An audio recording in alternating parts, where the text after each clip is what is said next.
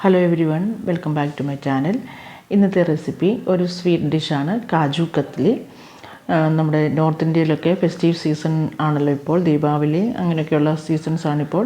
അപ്പോൾ അവിടെ എല്ലാ വീടുകളിലും അല്ലെങ്കിൽ എല്ലാ സ്വീറ്റ് ഷോപ്പിലും പ്രത്യേകിച്ച് കിട്ടുന്ന ഒരു സ്വീറ്റാണ് കാജു കത്ലി. അതെങ്ങനെയാണ് ഉണ്ടാക്കുന്നത് നമുക്ക് നോക്കാം. അതിനായിട്ട് ഞാനിവിടെ കാഷ്യൂ നട്ട്സ് പൊടിച്ചിട്ടുള്ളതാണ്. ഇത് കാഷ്യൂ നട്ട് ആദ്യം നമ്മളൊന്ന് ഒരു പാനിലിട്ടൊന്ന് ചെറുതായിട്ടൊന്ന് ചൂടാക്കണം. കളറ് മാറാൻ അനുവദിക്കരുത്. കളറ് മാറാതെ നമ്മളതൊന്ന് ചെറുതായിട്ടൊന്ന് ഫ്രൈ ചെയ്തെടുത്തതിന് ശേഷം അത് നമ്മൾ മിക്സിയുടെ ജാറിലിട്ട് നന്നായിട്ട് പൊടിച്ചെടുക്കുക. ആദ്യം ഒന്ന് പൊടിച്ചതിന് ശേഷം എന്നിട്ട് അത് നമ്മളൊന്ന് അരിപ്പുകൊണ്ട് ഒന്ന് അരിച്ചെടുക്കണം. പിന്നെ അരിച്ചതിന് ശേഷം വരുന്നതും പിന്നെ അതും പൊടിച്ചിട്ട് വേണം നമ്മൾ അതിനകത്തേക്ക് ഇടണം. അങ്ങനെ വേണം നമ്മൾ ഈ കാഷ്യൂ എടുക്കാനായിട്ട്, കാഷ്യൂവിൻ്റെ പൊടിയാക്കി എടുക്കാനായിട്ട്. എന്നിട്ട് അത് നമ്മൾ കുറച്ച് നേരം ഫ്രിഡ്ജിൽ വെച്ച് ഒന്ന് തണുപ്പിച്ചെടുത്തിട്ടുള്ളതാണ് ഈ പൊടിയെ. ഇനി അതിന് ശേഷം നമുക്കൊരു പാൻ അടുപ്പത്ത് വയ്ക്കാം. പാൻ അടുപ്പത്ത് വെച്ചതിന് ശേഷം അതിലേക്ക് പാൻ ചൂടായി വരുമ്പോഴേക്കും അതിലേക്ക് നമുക്ക് ഒരു 2 ടേബിൾ സ്പൂൺ നെയ്യാണ് ഒഴിച്ച് കൊടുക്കുന്നത്. അധികം നെയ്യുടെ ആവശ്യമില്ല. 3 ഇൻഗ്രീഡിയൻസ് നമുക്കിതിൻ്റെ ആവശ്യമുള്ളൂ. വീട്ടിലുണ്ടാക്കാൻ പറ്റിയ ഒരു റെസിപ്പിയാണ്. നമ്മൾ കടകളിലൊക്കെ മേടിക്കാൻ പോകുമ്പോൾ ഭയങ്കര കോസ്റ്റ്ലിയാണ്. ഇതിൻ്റെ റേറ്റ് നല്ല റേറ്റാണ്. കാഷ്യൂ കൊണ്ട് ഉണ്ടാക്കുന്നതായതുകൊണ്ട് ഇതിന് നല്ല ഒരു റേറ്റുള്ള ഒരു സ്വീറ്റാണിത്. അപ്പോൾ നമുക്ക് അതിലേക്ക് ഞാൻ 2 ടേബിൾ സ്പൂൺ നെയ്യ് ഒഴിച്ച് കൊടുത്തിട്ടുണ്ട് പാനിലേക്ക്. ഇത് നമ്മൾ പൊടിച്ച് വെച്ചിരിക്കുന്ന ഈ കാഷ്യൂവിൻ്റെ അല്ലെങ്കിൽ കാഷ്യൂവണ്ടിയുടെ പൊടി നമുക്ക് ഇട്ട് കൊടുക്കാം. ഇട്ട് കൊടുത്തതിന് ശേഷം നല്ലതായിട്ട് ഇളക്കി കൊടുക്കാം. പൊടിയുടെ എല്ലാ ഭാഗത്തും ആ പൊടി നെയ്യിൽ നല്ലപോലെ ഒന്ന് മിക്സ് ആകുന്നതിൽ നമുക്കൊന്ന് ഇളക്കി കൊടുക്കാം. നന്നായിട്ട് ഇളക്കി കൊടുക്കാം. കുട്ടികൾക്കൊക്കെ വളരെ ഇഷ്ടപ്പെടുന്ന ഒരു റെസിപ്പിയാണ് ഇത്. നമ്മൾ കടകളിൽ മേടിക്കാൻ പോകുമ്പോൾ നമുക്ക് അധികം ഒന്നും മേടിക്കാൻ പറ്റില്ലല്ലോ. അപ്പം നമുക്കിത് വീട്ടിൽ നമുക്ക് ആവശ്യത്തിന് ഉണ്ടാക്കിയെടുക്കാം. ഇത് 250 ഗ്രാം കാഷ്യൂവിൻ്റെ ഒരു പാക്കറ്റ് ഞാൻ പൊടിച്ചെടുത്തിട്ടുള്ള പൊടിയാണിത്. നിങ്ങൾക്ക് ഇഷ്ടമുള്ളതുപോലെ നമുക്ക് ഉണ്ടാക്കാവുന്നതാണ്. നമുക്ക് ഇഷ്ടമുള്ള ക്വാണ്ടിറ്റിയിൽ നമുക്ക് വീട്ടിലുണ്ടാക്കിയെടുക്കാൻ പറ്റുന്ന, എളുപ്പം തന്നെ നമുക്ക് ഉണ്ടാക്കിയെടുക്കാൻ പറ്റും. അധികം സമയമൊന്നും വേണ്ട. ഇപ്പോൾ ഇതാണ്ട് ഇത് എല്ലാം പൊടിയിലെല്ലാം നല്ലപോലെ മിക്സ് ആയിട്ടുണ്ട്.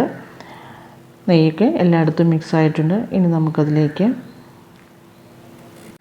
മിൽക്ക് മെയ്ഡാണ് ഒഴിച്ചു കൊടുക്കേണ്ടത്. ഞാൻ നെസ്ലയുടെ മിൽക്ക് മെയ്ഡാണ് ഒഴിച്ചു കൊടുത്തിട്ട് ഒരു ക്യാൻ മുഴുവൻ ഞാൻ ഇതിന് എടുത്തിട്ടില്ല. ഒരു 250 ഗ്രാമിൻ്റെ പാക്കറ്റ് കാഷ്യൂവിന് ഞാൻ ഒരു ക്യാൻ നിറച്ചിട്ട് ഞാൻ ഒഴിച്ചിട്ടില്ല.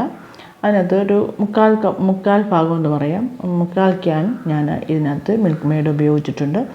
ഇനി നമുക്ക് ഇത് ഇളക്കി കൊടുക്കാം. പതുക്കെ ചെറിയ തീയിൽ വേണം നമ്മളിത് വെക്കാൻ. തീ കൂട്ടി വെക്കില്ല, അപ്പോൾ ഇതിൻ്റെ കളർ മാറിപ്പോവും. അപ്പം നന്നായിട്ട് നമുക്ക് ഇളക്കിയൊന്ന് മിക്സ് ചെയ്തെടുക്കാം. ഇത് നമുക്ക് നല്ലപോലെ ഇളക്കിയെടുക്കണം. ഒട്ടും കട്ട പിടിക്കരുത്. കൈവിടാതെ നമ്മൾ പതുക്കെ ഇളക്കിയെടുക്കുക. ചെറിയ തീയിലിട്ട് വേണം നമ്മളിത് വേവിച്ചെടുക്കാനായിട്ട്. നിങ്ങൾക്ക് കാണുമ്പോൾ നിങ്ങൾക്ക് തോന്നുന്നുണ്ടാവും കട്ട പിടിക്കുന്നുണ്ടെന്ന്, പക്ഷേ ഇല്ല. നമ്മൾ ഇളക്കി ഇത് യോജിച്ച് പാത്രത്തിൽ നിന്നൊക്കെ വിട്ട് വന്ന് കഴിയുമ്പോൾ കറക്റ്റ് പരുവമായിട്ട് നമുക്കിത് എടുക്കാൻ പറ്റും.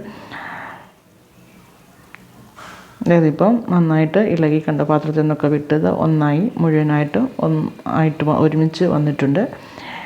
ഇനി നമുക്കിത് പാത്രത്തിലേക്ക് സെറ്റ് ചെയ്യുകയാണ് വേണ്ടത്. ചൂടോടെ തന്നെ നമ്മളിത് പാത്രത്തിൽ സെറ്റ് ചെയ്യണം. അതിനായിട്ട് ഞാനിവിടെ ഒരു പാത്രം എടുത്തിട്ടുണ്ട്. അതിലേക്ക് നമുക്ക് നെയ്യൊന്ന് തൂത്ത് കൊടുത്ത് നന്നായിട്ടൊന്ന് അതൊന്ന് ഗ്രീസ് ചെയ്ത് കൊടുക്കണം. അതായത് നെയ്യ് തന്നെ വേണം നമ്മൾ എടുക്കാനായിട്ട്. എണ്ണയൊന്നും എടുക്കരുത്, നെയ്യ് തന്നെ യൂസ് ചെയ്യണം. ഒത്തിരി നെയ്യുടെ ആവശ്യം നമുക്കിവിടെ ഇല്ലല്ലോ. അപ്പോൾ കുറച്ച് നെയ്യിൽ തന്നെ നമുക്കിത് ഉണ്ടാക്കിയെടുക്കാവുന്നതേ ഉള്ളൂ. കണ്ടോ, ഇപ്പം ഞാനിവിടെ ഒരു പാത്രത്തിലേക്ക് ഞാനിവിടെ എണ്ണയല്ല നെയ്യ് തേച്ച് കൊടുത്തിട്ടുണ്ട്. എന്നിട്ട് നമുക്ക് ഇത് ഒരു പാത്രത്തിലേക്കൊന്ന് മാറ്റിയതിന് ശേഷം നമുക്കിതിനകത്തേക്ക് കുറച്ച് ഏലക്കാപ്പൊടി നമുക്കിന്നിട്ട് ഇളക്കി കൊടുക്കാം. ഏലക്ക പൊടിച്ച് നമുക്കൊന്ന് ഇട്ട് കൊടുത്തൊന്ന് ഇളക്കി കൊടുക്കാം.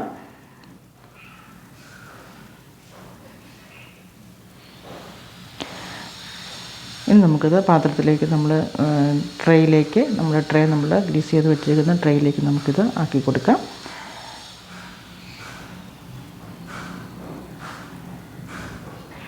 ചൂടോടുകൂടി തന്നെ നമ്മളിത് ചെയ്യണം.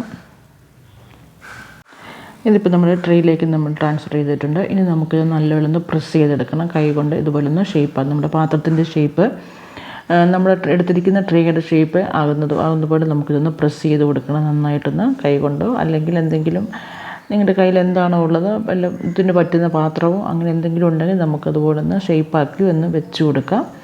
നമുക്ക് കൈ കൊണ്ടൊന്ന് പ്രസ് ചെയ്ത് കൊടുക്കണം.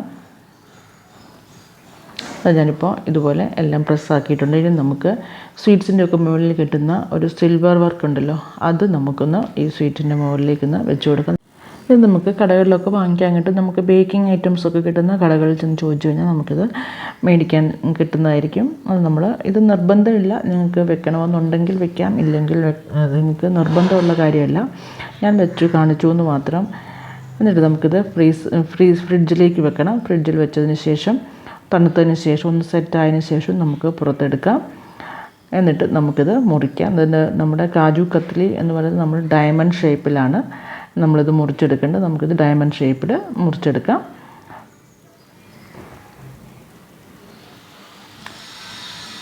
എന്നിട്ട് തണുത്ത് കഴിയുമ്പോഴാണ് നമ്മളിത് മുറിക്കേണ്ടത്. എന്നിട്ട് നമുക്കിതുപോലെ ഡയമണ്ട് ഷേപ്പിൽ നമുക്ക് എടുക്കാവുന്നതാണ്.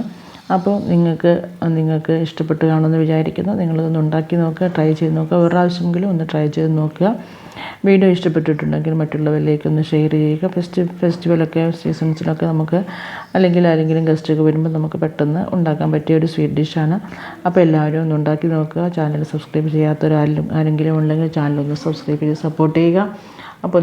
അപ്പോൾ ഇനിയൊരു വീഡിയോയുമായി ഇതുപോലെ മറ്റു വിശേഷങ്ങളുമായി മറ്റു വീഡിയോകളുമായി ഞാൻ വീണ്ടും വരുന്നതായിരിക്കും. അതുവരെ എല്ലാവർക്കും നമസ്കാരം. Thank you for watching. God bless you all.